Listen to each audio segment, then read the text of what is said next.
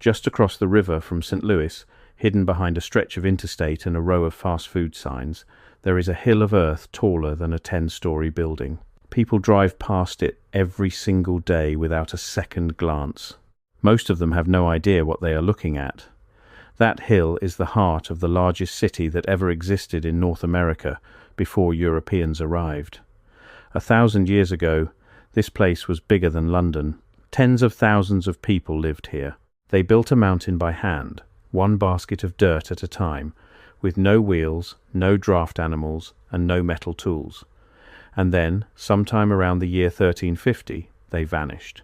No war we can put a name to, no invasion. They simply walked away and left it all behind. The site is called Cahokia, and the great hill at its center is called Monks Mound. For most of American history, almost nobody knew it was here. Even today, I have to pause here for a second. Because what I just described, that is one case from a much larger pattern. There are 35 documented cases in a document I put together. Different cities, different decades, different types of evidence. Every single one follows the same sequence: discovered, documented, acquired, disappeared. I could not fit all of it into a video. It's in the pinned comment below. Find it before we continue. It sits half forgotten in the suburbs of Illinois, mowed like a city park, while the questions it raises only get stranger the closer you look. Who built it? How did a Stone Age society organize the labor of an entire population? What knowledge did they carry? And why did one of the most ambitious experiments in human history collapse so completely that the people who came after couldn't even remember the names of those who came before? To understand any of that, we have to go back to a time when this floodplain was empty, and a single idea was about to change everything. Before there was a city, there was just the land.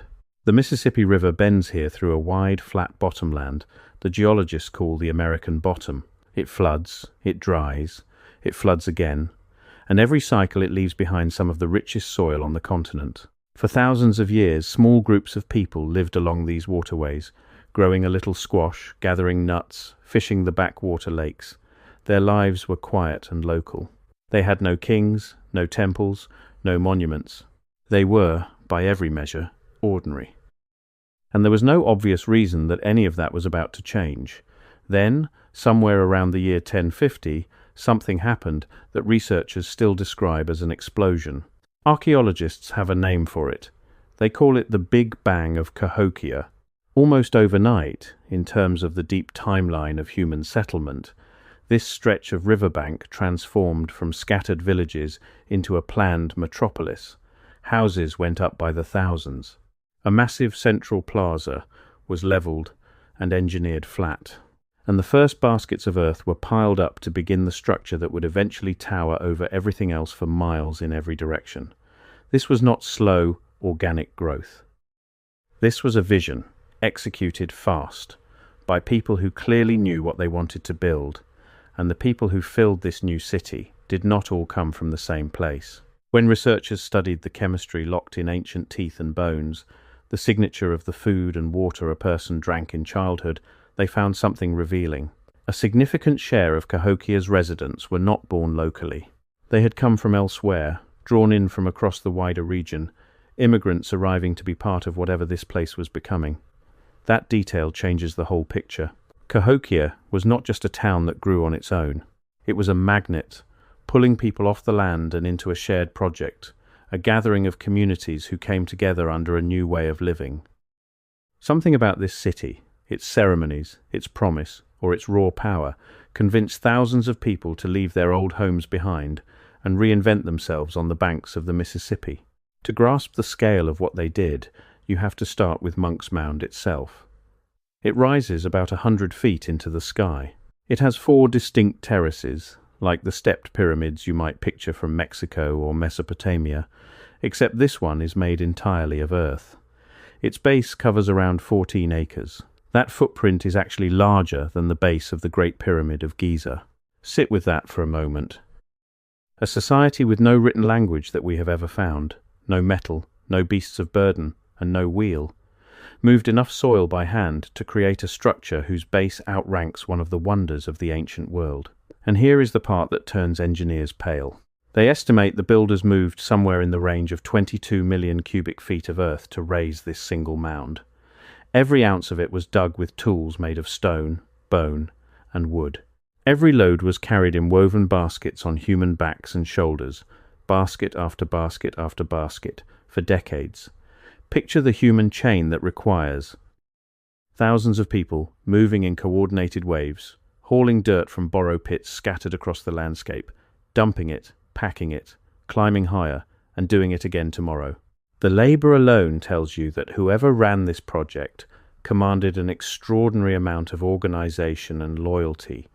You do not get a mountain like this from volunteers wandering by.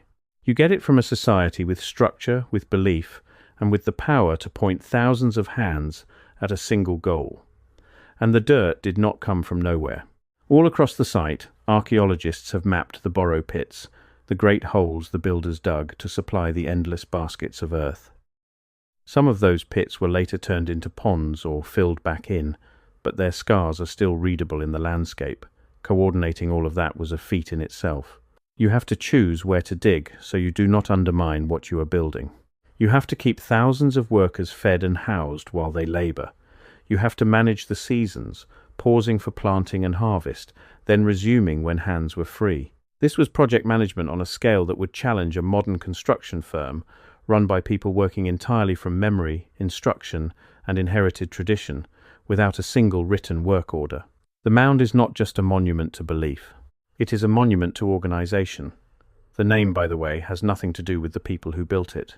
Monk's Mound was named after a group of French Trappist monks who briefly lived on a nearby mound in the early 1800s, more than 4 centuries after the city was already dead. The monks farmed the terraces and moved on. The name stuck. The irony is hard to miss. The single most impressive earthwork in the Americas is named after some latecomers who had nothing to do with it, while the names of the actual architects are lost entirely.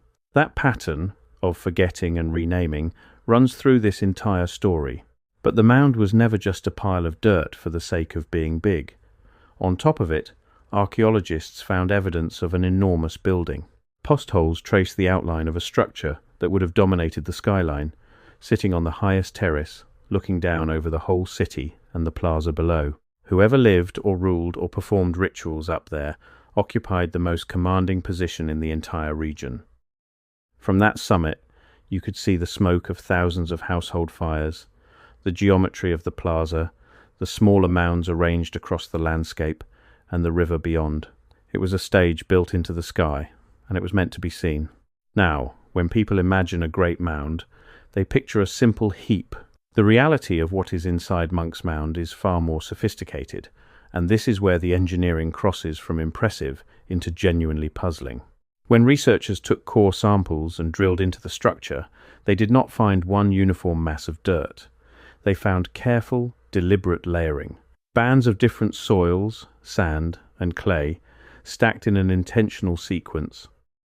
Some of those layers appear to function as drainage and stability systems, controlling the way water moves through the mound, so the whole thing does not slump or wash away in the relentless rains of the river valley. Think about what that means. These builders understood, at some practical level, the physics of pressure, moisture, and soil behavior. They knew that if you stack the wrong material in the wrong order, a mound this tall will fail. Water will pool inside it, the clay will swell, and one wet spring the entire face will slide off into the plaza. So they engineered against that, blending coarse and fine layers to manage the flow. They were soil engineers, working without a single written formula, passing their knowledge down through experience and instruction across generations of construction. The mound stood for centuries. In engineering terms, that is a passing grade most modern earthworks would envy. And the mound is not done surprising people even now. In recent decades, parts of the structure have begun to slump and slide, forcing emergency stabilization work. When crews dug in to repair the damage, they exposed cross-sections of the interior that confirmed just how complex the internal architecture really is. There are features deep inside that were not obvious from the surface, layers and intrusions that hint at a long, multi-stage history of building, rebuilding, and remodeling. Monk's Mound was not raised in one go. It grew in episodes, each generation adding to the work of the last, until it reached the size we see today. The hill is, in a sense, a stack of decisions made by people across more than a century, frozen in earth. So who were these people who could organize a workforce, engineer a mountain, and plan a city? We do not have their name for themselves. Archaeologists call the broader culture they belong to the Mississippian culture, a network of related societies that spread across the river valleys of what is now the central and southeastern United States. Cahokia was the largest and most spectacular expression of that world. And to understand how powerful it became, you have to look not just up at the mound, but out across the rest of the site, because Monks Mound was only the centerpiece of something much larger. Surrounding the Great Mound were more than 100 others. Some were platform mounds, flat-topped foundations for important buildings. Some were conical or ridge-top mounds used for burials and ceremony. Together they formed a planned ceremonial landscape, arranged around open public spaces. The largest of those spaces is called the Grand Plaza, and calling it a plaza almost undersells it. The builders took naturally uneven ground and deliberately leveled and filled it to create a vast, flat public arena covering dozens of acres. That is a staggering amount of earth moving just to make a place for people to gather. It tells you that public life, ceremony, and spectacle were central to who these people were. They did not just build for shelter. They built for ritual, for crowds, for shared experience on a massive scale. And the population to fill all of that was real. Estimates vary, and archaeologists argue about the exact figures, but the consensus puts the peak population of Cahokia somewhere in the range of 10 to 20,000 people in the central city, with many more living in the surrounding farming communities. For its time and place, that was immense. There was no other settlement like it north of the great cities of Mexico. While European towns of the same era were often muddy clusters of a few thousand, Cahokia was a sprawling, organized capital with neighborhoods, workshops, ceremonial precincts, and a skyline defined by earthen pyramids. If you had stood in the Grand Plaza in the year 1100, you would have been standing in the most populous place on the continent. Try to imagine walking into it for the first time, a traveler arriving from some small village days away. You would have followed the river and the trails until the land opened up, and there ahead of you rose the mounds, dozens of them, their flat tops crowned with buildings, smoke drifting up from countless fires. The Great Mound would have loomed over everything, a man-made mountain with a temple or a ruler's house at its summit, impossibly large to eyes that had only ever known small settlements. The plaza would have been alive with people, with the noise of games and ceremonies, with traders and crowds and the sheer density of human life.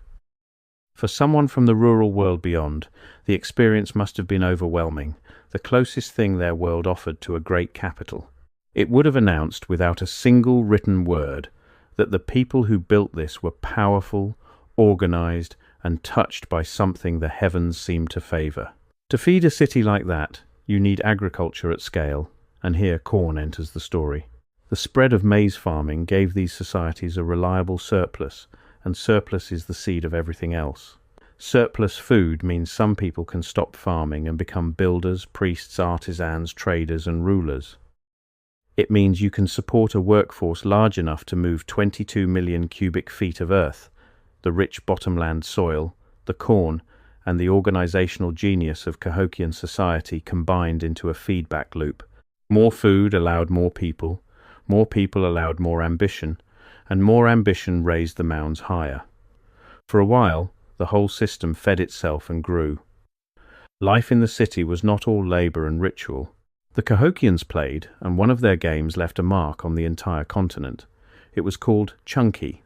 A player would roll a polished stone disc across a smooth field, and competitors would hurl spears toward the spot where they predicted it would stop. It was a contest of skill, gambling, and spectacle, and crowds gathered to watch and to wager on the outcome. Chunky was so tied to Cahokia that it spread along the same routes that carried the city's goods, turning up hundreds of miles away. Around the game and the plaza, ordinary life carried on. Families lived in rectangular houses built of wooden posts and woven, plastered walls, arranged in neighborhoods, each with its own hearth, storage pits. Children grew up in the shadow of the mounds. People cooked, traded, argued, married, and buried their dead, all within sight of the great earthen mountain at the center of their world. But this was not a peaceful little farming utopia, and the evidence for that comes from one of the most haunting discoveries ever made at the site. It came from a relatively modest-looking mound, one of the ridge-top mounds, given the unremarkable catalogue name of Mound 72. When archaeologists excavated it, what they found rewrote our understanding of how serious, how stratified, and how ruthless this society could be. Before I go further, that document in the pinned comment. If you have not found it yet, go there now, because everything I cover in these videos is one piece of a pattern that only becomes visible when you see all 35 cases together. The document shows you the full pattern. What I can show you here is the surface. What is down there is everything underneath it. Pinned comment, now, then come back. At the center of Mound 72 was the burial of a single man. He had been laid out on a platform made of roughly 20,000 marine shell beads that had to be traded up from the distant coast, arranged in the shape of a great bird, a falcon, or a birdman figure. The labor and wealth represented by that bead platform alone marks him as someone of immense status, a ruler, a priest, king, or a revered ancestor. He was not buried alone. Around him, the diggers uncovered the remains of other people, and the pattern of those burials is chilling. There were rows of young women, dozens of them, buried together in what appears to be a single coordinated event. There were groups of men who seemed to have been retainers or sacrifices. And in one pit, archaeologists found a mass of bodies showing signs of violent death, including individuals who appear to have been buried before they were fully dead. This was not a normal cemetery filling up over time. This was ritual on a terrifying scale, human sacrifice tied to the death or elevation of a powerful figure, the kind of act that only makes sense in a society with deep hierarchy, strong religious belief, and the authority to demand lives. The Birdman burial shows you the top of Cahokian society in all its glory. The sacrificial burials around him show you the cost that society was willing to extract from everyone else. And it was not just about death. The Cahokians were also obsessed with the sky. On the open ground to the west of Monk's Mound, archaeologists discovered the remains of something they nicknamed Woodhenge. It was a series of huge circles made of tall, upright wooden posts, set into the earth at carefully measured intervals. Over time, the builders constructed several versions of it, expanding and adjusting the circle. And when researchers studied the alignment of those posts, the purpose became clear. Woodhenge was a solar calendar. From a specific observation point near the center, the posts marked the positions of the sunrise at key moments of the year. The solstices, when the sun reaches its furthest points. The equinoxes, when day and night balance. Standing at the center on the right morning, a Cahokian priest could watch the sun rise directly over a particular post, or even appear to rise out of Monk's Mound itself, a deliberate piece of cosmic theater linking the great earthen mountain to the daily rebirth of the sun. This was a society tracking the heavens with real precision, building public instruments to keep their calendar, schedule their ceremonies, and tie their rituals to the turning of the year. They were astronomers in the most practical sense. They watched the sky, and they built monuments to match it. The reach of this city stretched far beyond its own river valley. The marine shells in the Birdman burial began their journey on the distant Gulf Coast. Copper, hammered into ornaments and ceremonial objects, came down from the Great Lakes. Fine stone for tools and pipes travelled from quarries hundreds of miles away. Cahokia sat at the centre of a continental web of exchange, and its craftspeople turned those raw materials into objects of real beauty and meaning. Excavators have found evidence of working areas where artisans shaped copper and fashioned fine goods, the kind of specialized production that only exists when a society can afford to free certain hands from farming entirely. The objects they made carried religious imagery, symbols of the Birdman, of serpents, of the layered cosmos, ideas that radiated outward across the Mississippian world along with the goods themselves. Cahokia did not just trade things. It exported a way of seeing the universe. Put all of these pieces together, and the portrait that emerges is of a genuinely advanced and complex society. Engineers who managed soil and water, planners who laid out a city and leveled a plaza, astronomers who tracked the solstices, traders whose network brought shells from the Gulf, copper from the Great Lakes, and stone from far up the rivers. A religious and political elite powerful enough to command monumental labor and, when they chose, human life itself. Artisans producing fine pottery, carved stone figures, and intricate ornaments. This was not a simple culture stumbling into greatness. It was a civilization with its own science, its own theology, and its own ambitions, built entirely within the world of indigenous North America by the ancestors of nations who still live in this region today. Which brings us to the question that has obsessed everyone who studies this place. If Cahokia was so powerful, so organized, so successful, then what on earth went wrong? Because it did go wrong. By around the year 1350, this great city, this beating heart of a continent, was effectively empty. The mound stood silent, the plaza grew over. The thousands who had filled the streets were gone, scattered, or dead. And when European explorers finally pushed into the interior centuries later, they found the mounds abandoned and the local peoples with no living memory of who had built them. A capital that rivaled the great cities of the world had become a mystery in its own homeland. So what happened? The honest answer is that we still do not fully know, and the leading theories each capture a piece of the puzzle. One of the oldest explanations points to the environment. A city of this size needed enormous resources: wood, for fuel, for thousands of homes, and for the giant posts of woodhenge and the palisade walls. Some researchers propose that the Cahokians stripped the surrounding hills of timber so aggressively that they triggered erosion and flooding, slowly poisoning the very floodplain that fed them. It is a compelling story of a society undone by its own appetite.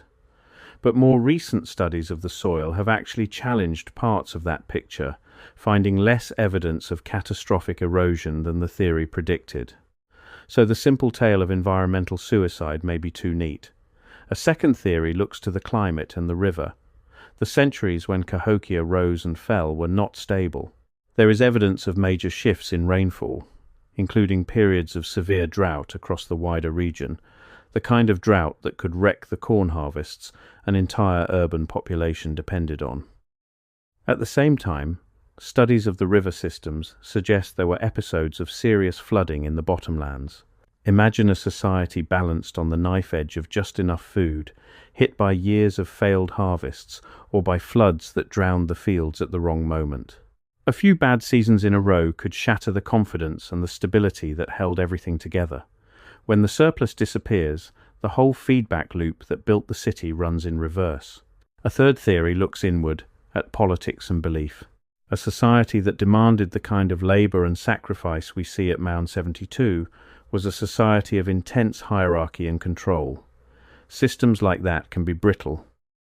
If the rulers failed to deliver good harvests, if the ceremonies stopped working, if the people lost faith in the elite who claimed to mediate between them and the heavens, the social contract could collapse. There is evidence that in its later years, Cahokia built a massive defensive palisade, a wall around the central precinct, rebuilt several times. Walls like that suggest fear. They suggest conflict, raiding, or internal unrest. A city that has to wall off its own center is a city under strain. The wider region tells a similar story of withdrawal. Archaeologists describe a phenomenon they call the vacant quarter, a large stretch of the central Mississippi Valley that was steadily emptied of people in the centuries around Cahokia's fall. It was not only the great city that drained away. Communities across a broad territory pulled back, relocated, or dissolved, as if the entire Mississippian heartland was contracting at once. Whatever forces were at work, they were not confined to a single hilltop. They swept across a region, draining the population from a landscape that had once been full. That scale is part of what makes the collapse so haunting. This was not the failure of one town. It was the unraveling of an entire way of life across the middle of a continent.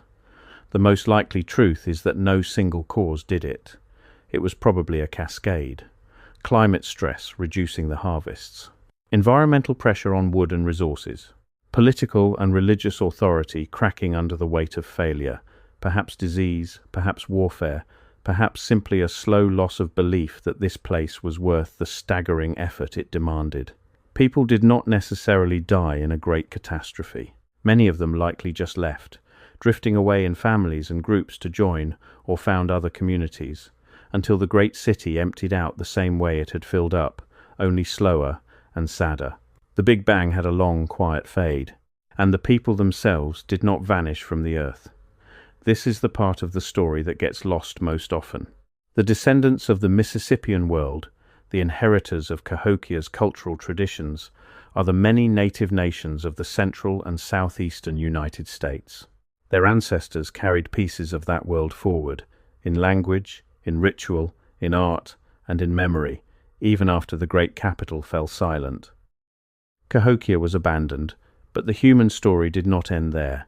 It simply moved, and changed, and survived in forms that European newcomers, centuries later, failed to recognize for what they were, which is exactly why this site became a mystery in the first place.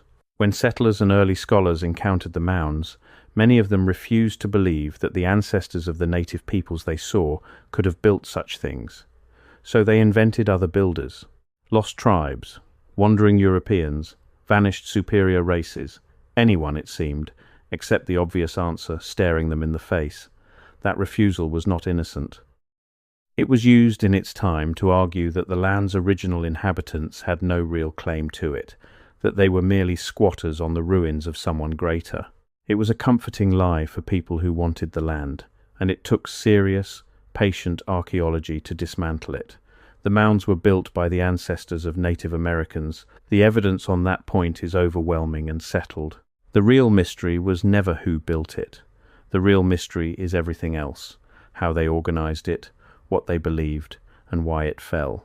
And when you stand at the base of Monks Mound today and look up at that green slope rising 100 feet into the Illinois sky, those questions feel very close. You are looking at the work of tens of thousands of forgotten hands, at a calendar written in wooden posts, at a tomb of shell beads and sacrificed lives, at a city that was, for a brief and brilliant window, the largest gathering of people anywhere in this hemisphere north of Mexico, a civilization that engineered the earth itself, watched the sun with care, and reached for something enormous. We tend to think of lost cities as belonging to faraway jungles and distant deserts, the kind of place you need an expedition to reach. But this one is right here, beside an American interstate, mowed and fenced and easy to miss. The greatest pre-Columbian city north of Mexico spent centuries as a riddle nobody bothered to ask, named after monks who never built it, surrounded by the ordinary noise of modern traffic. And it nearly disappeared for good. As St. Louis and its suburbs spread, the mounds were treated as little more than convenient piles of dirt. Some were flattened and carted away as fill for roads and buildings. Highways were cut straight through the ancient city. A drive-in theatre, a subdivision, and assorted businesses sprawled across ground that had once been sacred public space. For a long time, almost no one with power saw any reason to protect it. That so much of Cahokia survived at all is partly luck, and partly the work of generations of archaeologists and advocates who fought to have it recognized and preserved before it was paved over completely. Today, the central core is protected, and it even carries international recognition as a World Heritage Site, ranked alongside the pyramids as a place of global human significance. But the fact that it had to be rescued, that the largest ancient city in the country was nearly bulldozed for parking lots, says something uncomfortable about how easily an entire civilization can slip out of memory. The people of Cahokia raised a mountain to touch the sky, and then they were gone within a few short centuries, fading out of a place they had poured their entire world into. They left no inscriptions, no monuments of stone we can read, only the earth itself, shaped by their hands, into a message we are still struggling to decode. Whatever truly ended them, drought, flood, exhaustion, lost faith, or all of it at once, the lesson sits there in plain sight. The grandest cities are not permanent. The most organized societies can come undone. And sometimes the only thing left behind is a hill of dirt, towering and silent, waiting for someone to finally look up and wonder who on earth built it and what they were trying to say.